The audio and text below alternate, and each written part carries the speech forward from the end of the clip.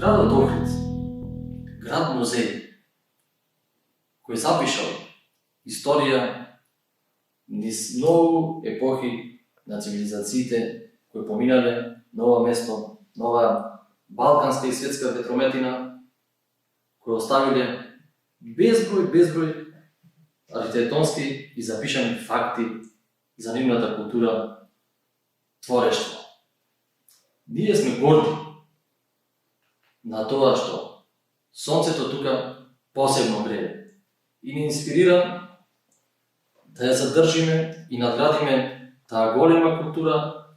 и оставштина на тие цивилизации. Тој е нивниот завет на сите генерации кои твориме, работиме и создаваме за да го направиме тоа уште подобро и да оставиме еден пример, еден патоказ за наредните генерации да бидат подобри во зачување на традицијата, културата, верата на ова парче земја која значи многу за целокупната светска историја и култура.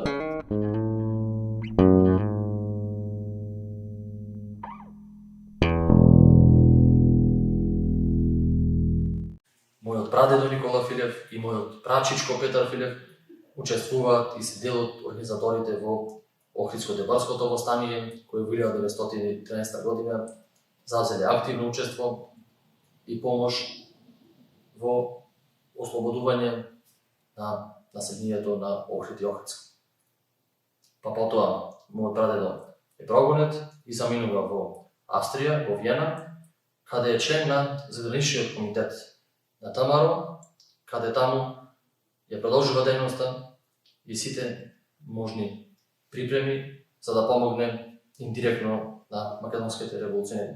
Па потоа, во 1920 година, доаѓа повторно во Охрид како родолюб да се погрижи за останатиот дел од фамилијата, заедно со неговата жена, виенчанката, австриката Хермина Рајзегер Филева. Тоа е мојата прабаба, која заедно со него се договарат и тргнуваат од Виена во Охрид. Во тоа време, на некој начин не време, бидејќи во Виена била тогаш културата светска и не можела да свати дека ќе дојде во еден ваков регион каде што има многу проблеми, каде што е од сите аспекти тешко да се живее, да се обстои, и таа прифатила заради големата љубов која имала према мојот прадедо Никола Филев и веќе мојот роден дедо во Виена Михајло Филев. Така тие доаѓаат во Охрид, го отвораат ресторанот, тоа време е владење на СХС, на Кралството Србија, мора да го крстат Велика Србија и во тој ресторан започнува судбината на Охридскиот бисер. Тука доаѓа патникот од Русија, мистериозниот Јован Субановиќ, рускиот емигрант или светата личност за нашето семејство и за културата на Охрид и Македонија, човекот која предаде тајната за изработка на Охридскиот бисер. Во тие тешки мигови и моменти, мојот прадедо бил скептичен, односно се борел за екзистенција, за обстој на неговиот бизнис и семејство, но срамежливо таа тајна ја пробал и успешно го направил првиот Охридски бисер во 1925 година, а во 1928 година е официјално од страна на Кралството СХС одреден сертификат и занаетчиски код во тогашниот систем. После толку години традиција, секако брендот има високи достигнувања и дострели, но се соочуваме и со еден наплив на пиратерија, односно една епидемија на пиратски производи која е заразена целата чаршија и трговците. Искрено, мене и Наталија ми не ни пречи, бидејќи ние имаме свое нешто што свето го чуваме и го имаме заштитено во сите институции, но пиратеријата го гнаси образот на културата, бидејќи се знае точно како се прави, кои се легитимните документи на тој сертификат, а и секако Охридскиот бисер како заштитен назив е строго забрането да се злоупотреба, односно користи како таков за преку тој назив да се продаваат пиратерии кои доаѓаат од Блискиот Исток, Кина, Индија и други фабрики кои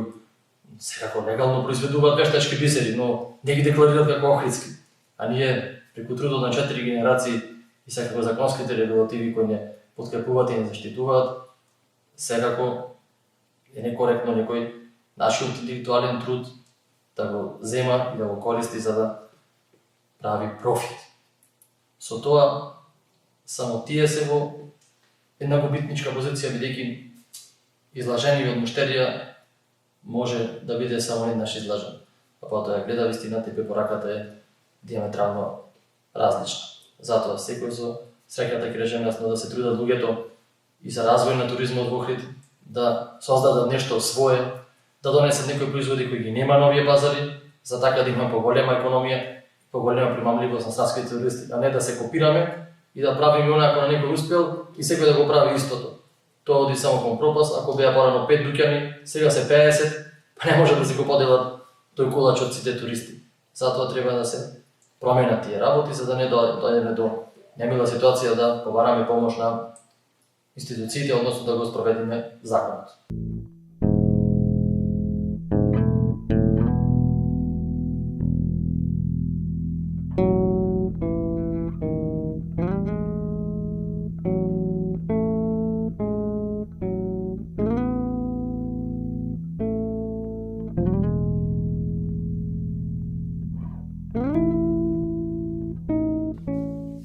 Покрај многобројните културно-историски споменици низ градот Охрид, кои ја етаблираат културата и минатото и постоењето на одешните простори и ни е мотив за создавање на уште побогата иднина и култура врз база на таа, Охридскиот бисер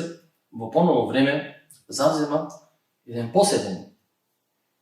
пиедесталски простор, кога зборуваме за занаетите, бидејќи ние тука имаме и бакрорез, и филигран, и сите тие обичаства, значи повеќе сегменти околу занаетите, али Охридскиот бисер како занает кој не може да се научи секаде, е само во кругот на семејството Филеви и Талеви, е посебно заштитен и сертифициран од државните институции и од многу меѓународни институции врз база на проучување и испитување, односно многу елаборати за физичките и химиските својства на производот. Со тоа ние добивме посебна едиција или посебно место во Лисабонската декларација, подпомогнати од Интернационалниот завод за заштита на интелектуална собственост, со посебен код и елемент, така да можеме да кажеме дека посебноста не извојува и не етаблира на второто место во светот како природни бисери, први од школка, а нашиот е комбинација на две природни материи, емулзија и школка. И затоа сме на второто место по оригиналност и по тие специфики кои ги добивме врз база на сите испитувања. Охрид и секако, пошто државата ни е во една посебна и економска и специфична ситуација, копиите се застапени на секој чекор, се краде називот Охридски бисер, но пак ќе речам, ние имаме доволна историја, доволна докажаност и знаат кој е вистинскиот оригинален бисер на Филеви и Талеви, знаат и секако кои се копиите кои еднократно може да излажат некој муштерија, односно клиент кој не е запознаен со вистината. Но секој со среќата, за неческите дејности си одат понатаму, сите ние се трудиме со нашите способности да го тоа направиме на најдобро ниво и да кренеме традицијата на највисоко ниво, да бидеме најпрепознатливи. Во овие 100 години историја, во нашите продавници, работилници, многу туристи поминале и се запознале со техниките и нашите презентации и промоции на изработка на бисерот.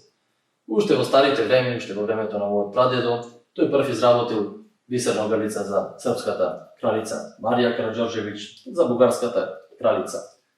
Јоана Савојска. Па во времето на мојот дедо влегува во културниот протокол за подарување на Југославија, каде што многу делегации кои доаѓале во Југославија и оделе од Југославија на посети, ги предавале охридските бисери на еминентни дами кои значеле за тогашното општество во тогашните држави или кралства, како што е, например, данската кралица Маргарета II, па потоа имаме холандската кралица Јулијана, ја имаме шведската кралица Силвија и Густав, кој лично дојдоа во нашиот дом. Тука е мојата баба Славјанка, мојот татко Никола. Па, како јас, четврта генерација, низ моите предавници поминале многу еминентни луѓе, пејачи, актери, државници, па можам да ја спомнам тука принцезата српска Јелисавета Караџорџевиќ, најдобриот тенисер во светот Новак Џоковиќ, кој доби посебни манжети со неговите иницијали и бројаница рачна. Така да, многу проекти со Охридскиот бисер се нанижани за промоција на Охрид и Македонија. Преку посебната заедничка култура, изработката на Охридскиот бисер, инспирирани се многу фолклорни друштва да се крстат како Охридски бисери. Значи, тоа е добро што називот Охридски бисер е еден бренд кој на достојно ниво ја представува Република Македонија и градот Охрид со целокупната традиција која е на највисоко ниво и е најбитна за целата светска култура и цивилизација. Така да, покрај 100-годишната историја се направи посебна монографија, помогнато од Министерството за култура, па во 2017 година се направи и филмот за Охридскиот бисер кој се прикажа на Охридско лето и се промовира секаде низ светот. Па со нашата, да рекам, амбиција и креативност се трудиме да направиме уште поголеми проекти каде што не само Охридскиот бисер ќе го имплементираме, него и сите делови на тогашните историски моменти за Македонија, из кои се сретнала од различни државници, царства и се она што е еминентно истакнато во тој период.